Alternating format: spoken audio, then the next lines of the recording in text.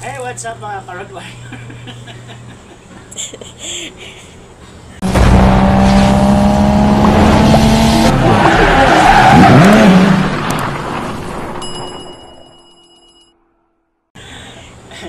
Hey, what's up mga ka-road warrior? It's a long time no vlog mga ka-road warrior. So, today's vlog, mag-DIY tayo na change oil sa ating sasakyan. Mitsubishi Expander DIY change oil, palit filter, cabin filter, ito. Cabin filter, ito yung sa air filter. Of course, DIY natin nalagayan ng langis. Papalitan ng langis. And ito sa oil filter natin. Oil filter for Mitsubishi Expander is C415. Ito, expander. Tsaka ito, yung nakasinaya natin langis, Shell Ultra, fully synthetic. So, pag fully synthetic, 10,000 hanggang 10,000 kilometers. Tsaka pwede ka ganun katagal, pwede ka mag-change oil bago mag-change oil ulit. Wala naman sa ibang gagawin, so di natin kailangan dalhin pa doon sa shop. So, kaya naman natin yung mga ganitong DIY. Kaya na lang gagawa. Kaya lang gagapang tayo dito sa ilalim.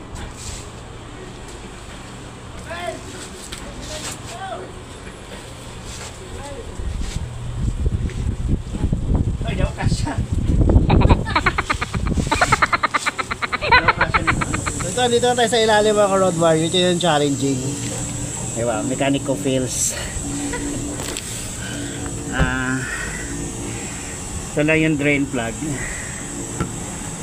Makita, ito drain plug. Yan. Hindi makita. Yan. Ito yung oil filter. Tatanggalin na natin.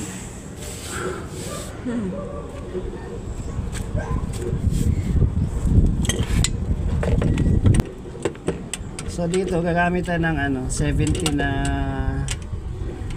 number 17 na range to. So drain plug.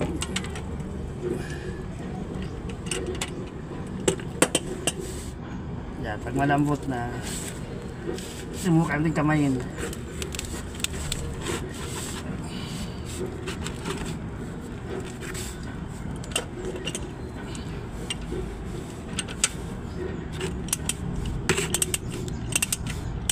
Mas maganda ganito kasi yan, so ano lang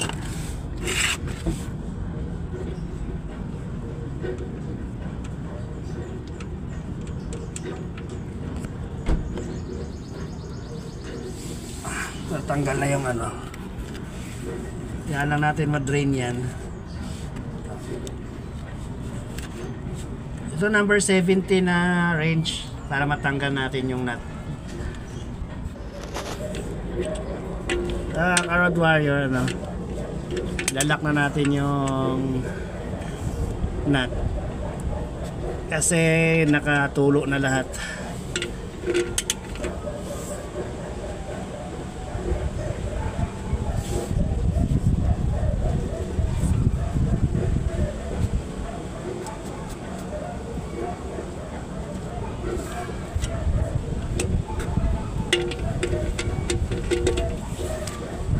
Ginagawa ko, tinatansya ko lang yung higpit. Masyadong todo puwersa, baka ma-rostrate. Ayos na yan.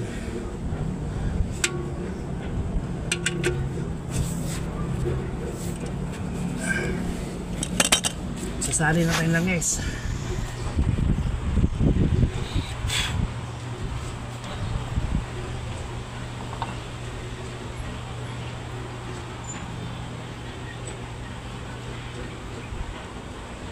Nalikabok yung na oil cap gilid.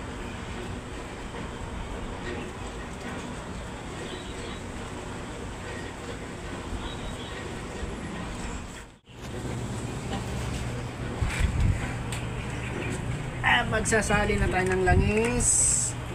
So 4 liters fully synthetic.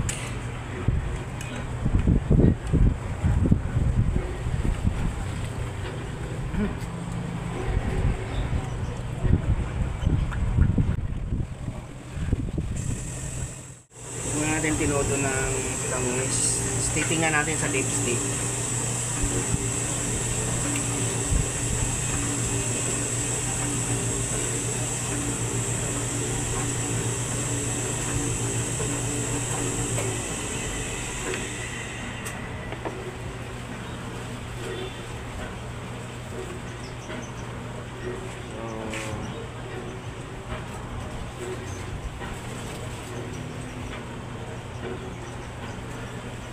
Natin kung hanggang sana yung langis. Kung magdamag naman itong dinaka-under yung makina natin, so expected na sa baba lahat ng langis.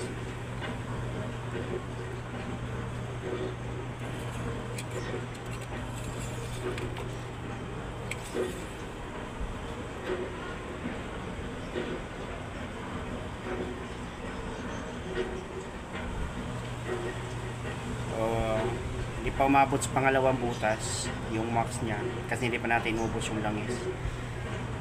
Todo na natin.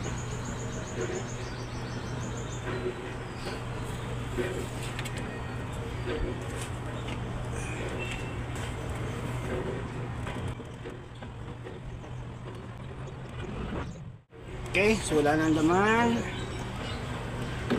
So sarado natin to.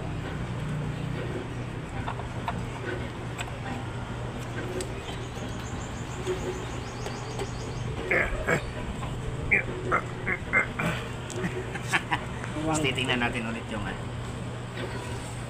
langis natin. Dito na yung basa niya. Lagpas ng kakunti dito sa pangalawang butas. So sakto lang. Ito yung minimum. Ito ba, Road Warrior, yung unang butas. Tapos dapat dito sa pangalawang butas yung niya, lagpas ng konti. So okay lang yun. Normal na langis. Or dito sa gasoline. Pag lumagpas ng malaki doon, sobra na yun. Okay. So ito na nga, tapos na tayo magpalit ng langis. Bago ng langis. Siyempre, magpapalit na rin tayo ng dito. Air filter. Lagi ko pinaano to. Hindi pa ganun kadumi to kasi last 2 months ko lang to pinalitan.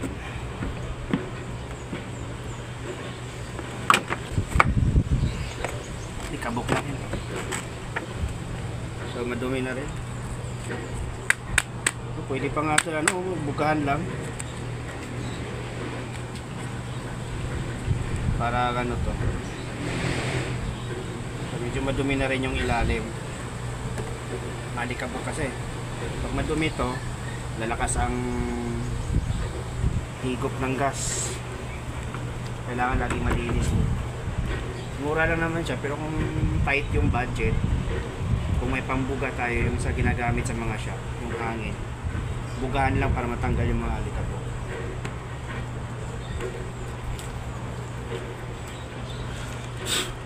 Tignan mo, ang dami mga alikabok ito sa case niya.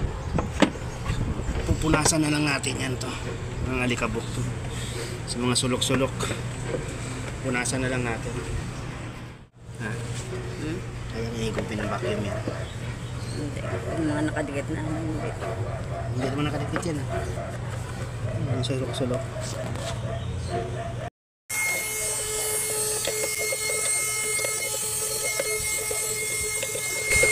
Yung small vacuum natin, nagagamit natin. Small vacuum natin.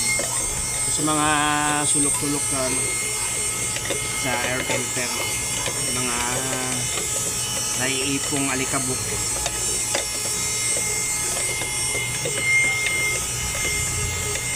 DIY tayo lahat. Kasi yung kung kailangan pa ng compressor nun yung pambuka na hangin. Naihigop naman na yun.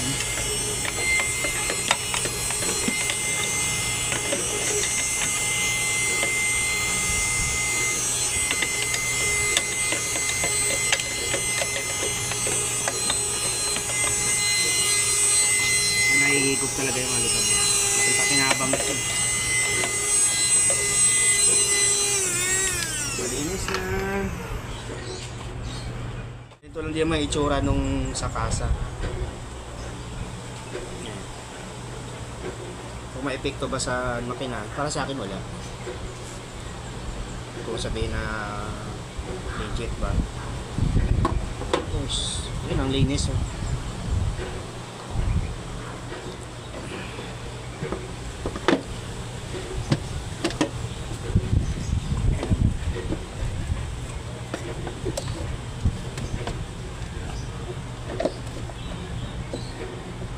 Ayan, ilagay na natin ang bagong air filter para hindi magbabago yung kain ng gasolina, hindi mahirapan yung sasakyan natin.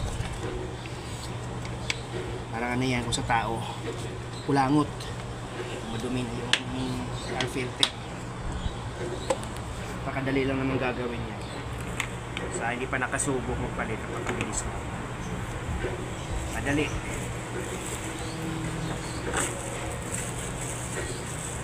Wala naman tornilyo yan, tatanggalin na yung ipit.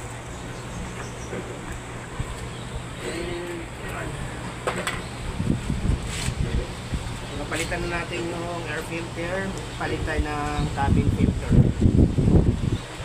para sa aircon. Cabin filter o yung para sa aircon, para di mawawala yung lakas ng buga ng hangin yan. Kasi pagka madumi na rin tong cabin filter, lalakasan natin yung fan pero mahina na yung buga pa rin ng hangin. Importante dito. So hindi pa napag DIY, ganito lang. Iaangat lang to. Nakubukas iangat. Tapos tanggal na. Actually mas mahirap tanggalin konti yung Vios kaysa sa expander. So dito sa ilalim, ito, may instruction naman dito kung paano tanggalin eh. Ito lang. Parang VHS dati. Ito na yung ano natin. Hugutin lang.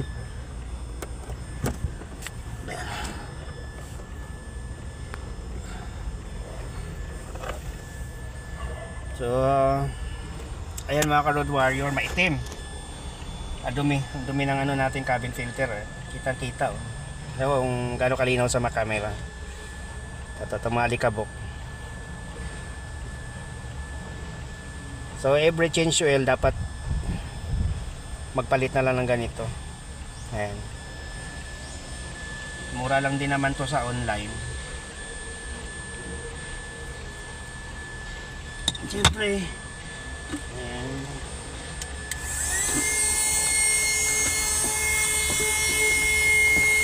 Walang blow lang ganito, pwede naman punasan na lang eh, malinis na pamuna. Para yung mga kalikabok na kumakapit matatanggal. Okay.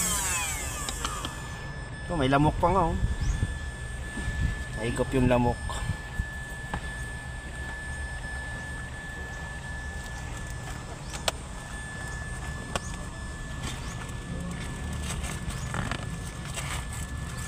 Yan.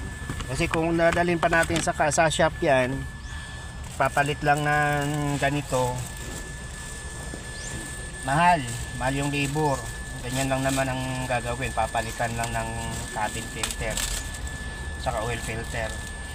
Kayang-kaya naman natin gawin yun. Ganun lang naman sukat nito eh. Hindi nakakatakot mabaliktad, walang baliktad, ganun. Salpak lang.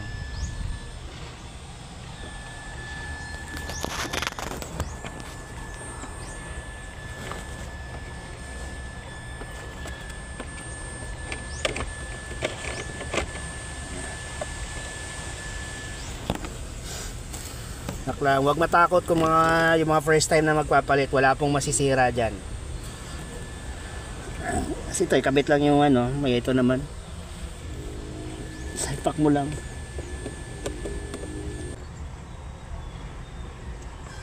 Ayun ha, nakabit na natin yung bagong filter, balik na natin to.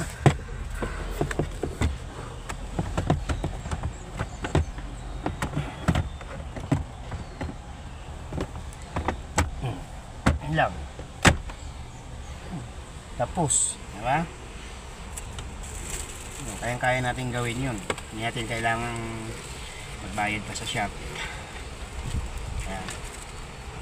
Alam mo, sobrang ganda may ganito.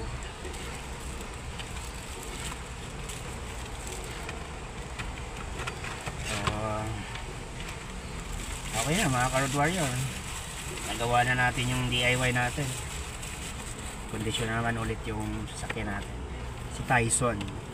By the way, meet my Tyson. Tyson nga pala pangalan ng car natin mga ka-Road Warrior. Expander Black. So pinangalanan ko siyang si Tyson. Malakas. Astig. Parma. Higit sa lahat matibay. So that's all for today's vlog mga ka-Road Warrior. So nagbabalik po sa pagbablog. So hindi pa nakasubscribe dyan at nakapanood sa ating video, please do subscribe my channel. Salamat.